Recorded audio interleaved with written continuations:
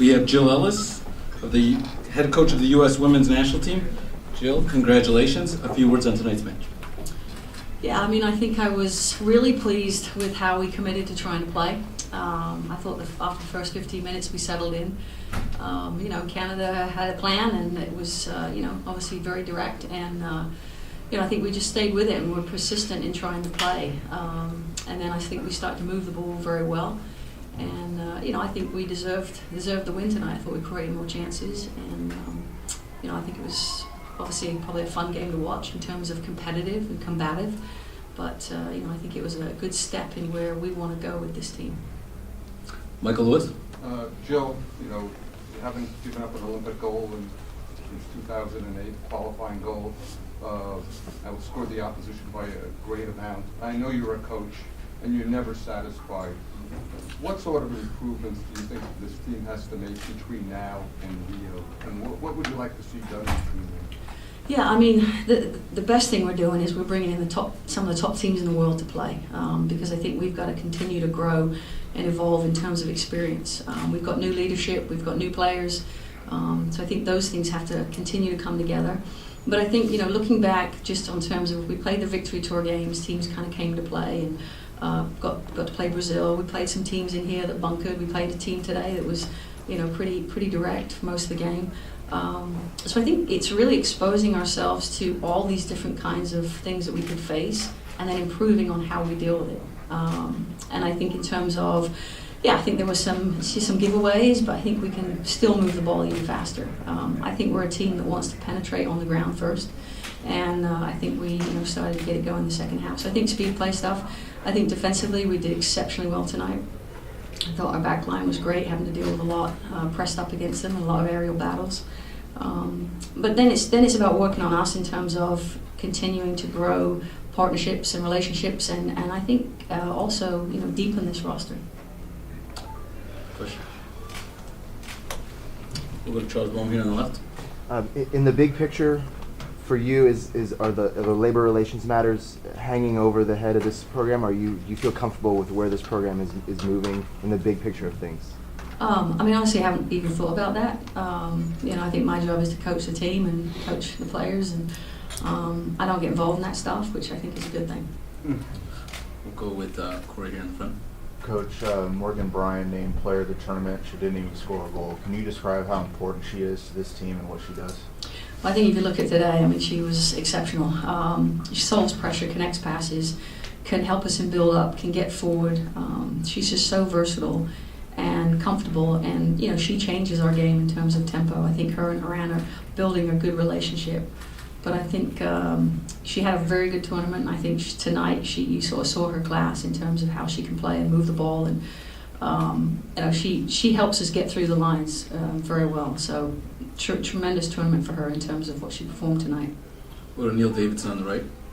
Jill, Neil Davidson, the Canadian Press. Forgive me if this was asked already. I just came in, but were you surprised when you saw the Canadian starting lineup?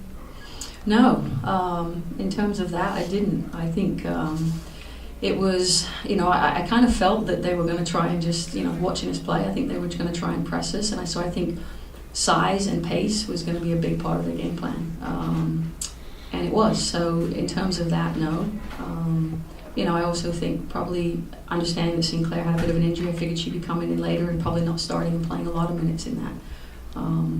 So no, I wasn't surprised in terms of the lineup. Graham? So what do you take away from both Mallory, you and Lindsay Horan, two very young players in that first tournament setting? Well, I think, I think getting to this game, you can start to see their class. I don't think that, obviously there was some good things in these earlier games, but getting pressured and having to deal with a team, that was a quarterfinalist at the World Cup. That's why I wanted to put them in this environment, because what I've seen is that they can deal with it.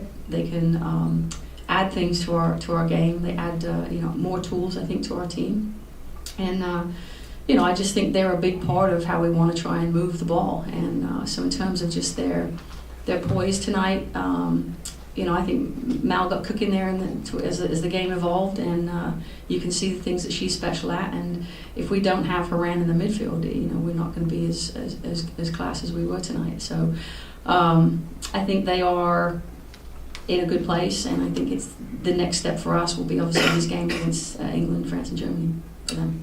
We'll go with Laura Vexi. Well, at the risk of asking a silly or simple question, Go for it. is Mallory Pugh the best player that's ever come through the U.S. System, given her ability at this age? Well, I mean, she's done very well. I think that's a huge tag with all the and I wouldn't want to put that on her right now. To be fair, I mean, part of our job is to make sure we nurture and bring her along. I wouldn't have put her in the game if we didn't think she was ready. But listen, there's a lot of tremendous history and depth in this program in terms of personnel. But you know, and I've said this, and I'll say it again. There's some other special players in our younger ranks as well that I think will probably get opportunities to play up. We'll go Channel 4 in the back. Yeah, Simone Eli with Channel 2 here in Houston. Just thoughts on being here in Houston, the atmosphere at BBVA, and just the entire weekend for y'all. Well, I think the stadium is awesome. We just love the surface. We love the atmosphere. Pleased that a lot of people came out to watch us. It was, when you think about playing a championship match, you think about playing in that kind of environment. So, the fans got behind us, and it's a big difference for us. So, yeah, Houston's been gracious, as was Dallas, but it was fun to play out there tonight. There were fans out there, at 2:30 waiting to line up for the game. What does it say about the young girls that just wanted to be out here to see their favorite players and to see, U.S. women's soccer and how fantastic y'all have been doing?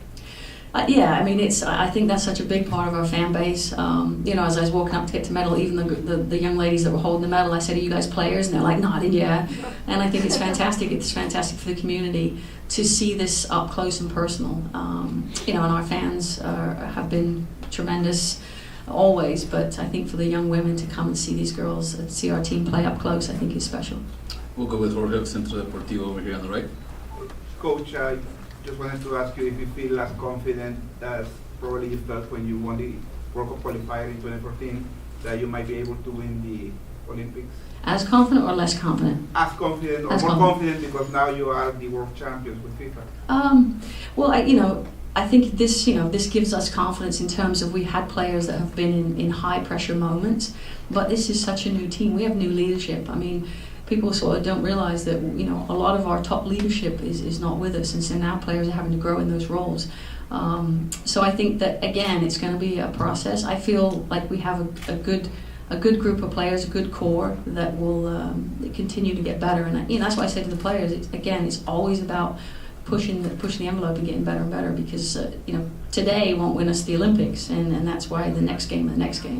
I think that's what people have to understand. Everyone wants to see the results and the wins, of course we do, but I think ultimately it's learning from games that's the most important thing for me right now. Hal, and then we'll finish up. You've used a fairly consistent pool of players since about midway through the Victory Tour, with the exception of bringing in Mallory Pugh. With the NWSL season getting underway next month, will you be keeping an eye open for informed players there as well as you plan towards the Olympics, or are you comfortable with this pool? No, the NWSL will be, in terms of, I think there's always opportunities, and the NWSL will be a big part of looking at players in form. I've got already scouting planned for those games. I've told our players that, the games will count and matter because they have to get minutes on the field. And, there's a new crop of players going into the NWSL. I feel like I have a pretty good handle on the players in there. But, you're just constantly looking for those players that you think can add one more special thing to this group.